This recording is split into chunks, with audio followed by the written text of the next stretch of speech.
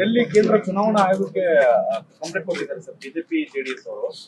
ಈ SRI ಪ್ರಕ್ರಿಯೆ ಸರಿಯಾಗಿಲ್ಲ, ಕರ್ನಾಟಕದಲ್ಲಿ ಹೊಸದಾಗಿ ಮಾಡಬೇಕು. ಇಲ್ಲ ಸರ್, ನೋಡಿ ನಾವು ಅದೇ ಕೇಳಿರೋದಲ್ಲ.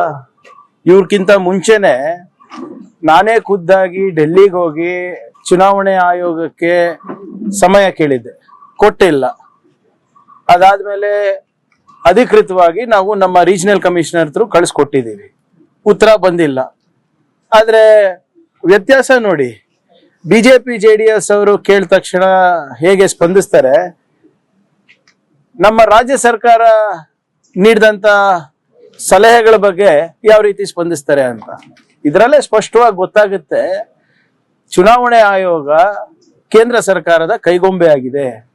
ನೋಡೋಣ ಏನೇನ್ ಮಾಡ್ತಾರಂತ. ಈಗ ಇದು ಸ್ಟ್ಯಾಂಡರ್ಡ್ ಆಪರೇಟಿಂಗ್ ಪ್ರೊಸೀಜರ್ ರೀ. ನಾನು ಮೊನ್ನೆನೂ ತಮ್ಗೆ ಹೇಳಿದೆ, ವೆಸ್ಟ್ ಬೆಂಗಾಲ್ ನಲ್ಲೂ ಕೂಡ SIR ಪ್ರಕ್ರಿಯೆ ಪ್ರಾರಂಭ ಆದಾಗ ಪ್ರತಿಭಟನೆ ಮಾಡಿದ್ದು ಬಿಜೆಪಿಯವರೇ. BLOಗಳೆಲ್ಲ ಮಮತಾ ಬ್ಯಾನರ್ಜಿ ಅವರ ಕಪಿಮುಷ್ಟಿನಲ್ಲಿದ್ದಾರೆ ಅಂತ ಪ್ರತಿಭಟನೆ ಮಾಡಿದ್ರು, ದೂರು ಕೊಟ್ರು. ಅದಾದ್ಮೇಲೆ ಲಾಜಿಕಲ್ ಡಿಸ್ಕ್ರಪೆನ್ಸಿ ಅಂತ ಒಂದು ನಿಯಮ ತಂದ್ಬಿಟ್ಟು ಎಲ್ಲರಿಗೂ ಹೊರಗೆ ಹಾಕಿದ್ರು. ಇದೆಲ್ಲ ಸ್ಟ್ಯಾಂಡರ್ಡ್ ಆಪರೇಟಿಂಗ್ ಪ್ರೊಸೀಜರ್. ಅವರು ಹೊಡೆದಂಗ್ ಮಾಡ್ಬೇಕು, ಇವ್ರು ಹತ್ತಂಗ್ ಮಾಡ್ಬೇಕು, ಅಷ್ಟೇ ಇರೋದು ಅದ್ರಲ್ಲಿ. ದೇಶದಲ್ಲಿ ನೀವೆಲ್ಲ ಆರೋಪ ಮಾಡ್ತಾ ಇದ್ರಿ, ಇದು ಸರಿ ಇಲ್ಲ, ಸರಿಯಾಗಿ ಆಗ್ಬೇಕು ಅನ್ನೋದು. ಕರ್ನಾಟಕದಲ್ಲಿ ಕೇಂದ್ರದ ಆಡಳಿತ ಪಕ್ಷ ವಿರೋಧ ಮಾಡ್ತಾ ಇದೆ ಸರ್. ನೋಡಿ, ಅವ್ರು ಇರ್ಬೋದು, ನಾವ್ ಇರ್ಬೋದು, ಈಗನ ಎಚ್ಚೆತ್ಕೊಳ್ಳಿ. ನಾವು ಇವ್ರೇನ್ ಹೇಳ್ತಾ ಇರೋದು, ಇವ್ರದ್ದು ನಮ್ಮ ಬಿಜೆಪಿ JDS ಅವರ ಆರೋಪ ಏನಿದೆ, ಕಾಂಗ್ರೆಸ್ ಅವರು ದುರುಪಯೋಗ ಮಾಡ್ಕೋತಾ ಇದ್ದಾರೆ. ಹೇಗೆ ಅಂತ ಎಲ್ಲೂ ಹೇಳ್ತಾ ಇಲ್ಲ. ನಾವು ಬಹಳ ಸ್ಪಷ್ಟವಾಗಿ 12 ಸಮಸ್ಯೆಗಳ ಬಗ್ಗೆ ಅವರ ಗಮನ ಸೆಳೆದಿದ್ದೇವೆ, ವೈಜ್ಞಾನಿಕವಾಗಿ ಕೇಳಿದ್ದೇವೆ, ಸಂವಿಧಾನಿಕವಾಗಿ ಕೇಳಿದ್ದೇವೆ. ಪ್ರತಿಯೊಬ್ಬ ನಾಗರಿಕನ ಹಕ್ಕನ್ನ ಕೂಡ ನಾವು ಉಳಿಸ್ಕೋಬೇಕು ಅಂದ್ಬಿಟ್ಟು, ಒಂದು ಪ್ರಾಮಾಣಿಕ ಪ್ರಯತ್ನ ಮಾಡಬೇಕು ಅಂದ್ಬಿಟ್ಟು ನಾವು ಹೇಳಿದ್ದೇವೆ. ಅದ್ರ ಬಗ್ಗೆ ಯಾವುದೇ ರೀತಿಯಾದಂತ ನಮ್ಗೆ ಉತ್ತರ ಬಂದಿಲ್ಲ. ನೋಡೋಣ ಏನ್ ಮಾಡ್ತಾರಂತ. ಇವ್ರ ಹೇಳಿದ್ಕೆ ಏನ್ ಮಾಡ್ತಾರೆ ನೋಡೋಣ. ನಿನ್ನೆ CM ಅವರು ಹೇಳಿದರೆ ವರದಿ ತರಿಸ್ಕೊಂಡು ಬರ ಘೋಷಣೆ ಮಾಡ್ತೇವೆ ಅಂತ. ವರದಿ ಕೊಡೋದು ನಮ್ ಜವಾಬ್ದಾರಿ, ಘೋಷಣೆ ಮಾಡೋದು ನಮ್ ಜವಾಬ್ದಾರಿ ಅಲ್ಲ. ಬಹಳ ಸ್ಪಷ್ಟವಾಗಿ ನಿನ್ನೆ ಮುಖ್ಯಮಂತ್ರಿ ಅವರು ಏನ್ ಹೇಳಿದ್ದಾರೆ, ಕೇಂದ್ರ ಸರ್ಕಾರದ ಏನ್ ಮಾನದಂಡಗಳಿವೆ ಅದ್ರ ಪ್ರಕಾರ ನಾವು ವರದಿಯನ್ನ ಸಲ್ಲಿಸಬೇಕಾಗ್ತದೆ. ಇನ್ನ ಈಗ ಬಿತ್ತನೆ ಕೆಲವು ಕಡೆ ಪ್ರಾರಂಭ ಆಗಿದೆ, ಕೆಲವು ಕಡೆ ಆಗಿಲ್ಲ. ಮತ್ತೆ ಹವಾಮಾನದ ಏರ್ಪೇರ್ ಇರ್ಬೋದು, ನೀವು ಏನು ತೇವಾಂಶ ಇರ್ಬೋದು, ಭೂಮಿಯ ತೇವಾಂಶ ಇರ್ಬೋದು, ಮತ್ತೆ ಎಷ್ಟು ಬಿತ್ತನೆ ಆಗಿದೆ, ಮೇವಿಂದ ಇರ್ಬೋದು, ಇವೆಲ್ಲಾನು ಕೂಡ ಗಮನಕ್ಕೆ ಗಮನಕ್ಕೆ ತಗೊಂಡು ನಮ್ಮ ವರದಿ ಮಾಡ್ಕೊಂಡು ಅದಕ್ಕೆ ಗ್ರೌಂಡ್ ಟ್ರೂತಿಂಗ್ ಆಗುತ್ತೆ. ಅದಕ್ಕೆ ಆದ್ಮೇಲೆ ಕೇಂದ್ರ ಸರ್ಕಾರಕ್ಕೆ ಕಳಿಸ್ಬೇಕಾಗ್ತದೆ, ಅವ್ರ ತಂಡ ಕಳಿಸ್ತಾರೆ. ಸೊ ಇದನ್ನ ಈ ಪ್ರಕ್ರಿಯೆಯನ್ನ ನಾವು ಕರೆಕ್ಟ್ ಆಗಿ ಮಾಡ್ಬೇಕು. ಸೊ ಇವತ್ತು ಮಾನ್ಯ ಮುಖ್ಯಮಂತ್ರಿಗಳ ಉದ್ದೇಶನೂ ಅದೇ.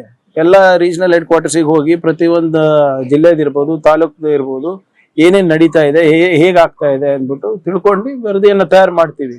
ಆದ್ರೆ ಬರ ಘೋಷಣೆ ಮಾಡೋದು ಬಿಡೋದು ಕೇಂದ್ರ ಸರ್ಕಾರದ ಮಾನದಂಡದ ಪ್ರಕಾರ ಅಲ್ಲ.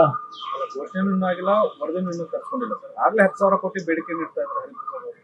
ಈಗ based on our assessment internally, ultimately ground truthing ಆಗ್ಬೇಕಲ್ಲ. ಗ್ರೌಂಡ್ ಟ್ರೂತಿಂಗ್ ಆಗ್ಲಾರ್ದೆ ನಾವೇನು ಮಾಡ್ಲಿಕ್ಕೆ ಆಗೋದಿಲ್ಲ. ಸರ್, ಗೃಹಲಕ್ಷ್ಮಿ ಯೋಜನೆಗೆ ಕೇಂದ್ರ ಶಬಾಸ್ಗೆ ಕೊಟ್ಟಿದೆ ಸರ್. ಈ ರೀತಿ ಯೋಜನೆಗಳು ಬೇಕಾಗಿತ್ತು, ಜೊತೆಗೆ ಸಹಾಯಧನ ಹೆಚ್ಚಳ ಮಾಡಬೇಕು ಅಂತ ಹೇಳಿದ್ದಾರೆ ನಿನ್ನೆ. ಒಳ್ಳೇದಲ್ಲ. ಈಗ ಮತ್ತೆ ಬಿಜೆಪಿ ಅವರಿಗೆ ಹೇಳಿ, ಈಗ RDPR ನಲ್ಲೂ ಕೂಡ ನಂಬರ್ 1 ಅಂದ್ಬಿಟ್ಟೆ ಮೋದಿ ಅವ್ರ ಸರ್ಟಿಫಿಕೇಟ್ ಕೊಟ್ಟಿದ್ರು. ಇವರೇ ಏನು ಕೆಲಸ ಆಗಿಲ್ಲ ಅಂತ ಹೇಳ್ತಾ ಇದ್ರು. ಜಲ್ ಜೀವನ್ ನಲ್ಲಿ ನಾವು ಟಾಪ್ 3 ನಲ್ಲಿ ಇದೀವಿ. ನಿಮ್ ಡೆವಲ್ಯೂಷನ್ ಆಫ್ ಫಂಡ್ಸ್ ನಲ್ಲಿ ನಂಬರ್ 1 ಇದೀವಿ. ತೆರಿಗೆ ಕಲೆಕ್ಷನ್ ನಲ್ಲಿ RDPR ನಲ್ಲಿ ನಂಬರ್ 1 ಇದೀವಿ. ಗೃಹಲಕ್ಷ್ಮಿ ಯೋಜನೆ ಇರ್ಬೋದು, ನಿಮ್ಮ ಗೃಹ ಜ್ಯೋತಿ ಯೋಜನೆ ಇರ್ಬೋದು, ಪಂಚ ಗ್ಯಾರಂಟಿಗಳಿಂದ ಒಂದು ಕುಟುಂಬಕ್ಕೆ ಆರ್ಥಿಕ ಸ್ಥಿರತೆ ಸಿಗ್ತಾ ಇದೆ, ಒಂದು ಸ್ವಾಭಿಮಾನದ ಬದುಕು ಸಿಗ್ತಾ ಇದೆ ಅಂದ್ಬಿಟ್ಟು ನಾವು ಹೇಳಿದಾಗ ಇದೇ ವಿರೋಧ ಪಕ್ಷದ ನಾಯಕರು ಬೊಬ್ಬೆ ಹೊಡ್ಕೊಂಡ್ರು ಅಸೆಂಬ್ಲಿನಲ್ಲಿ.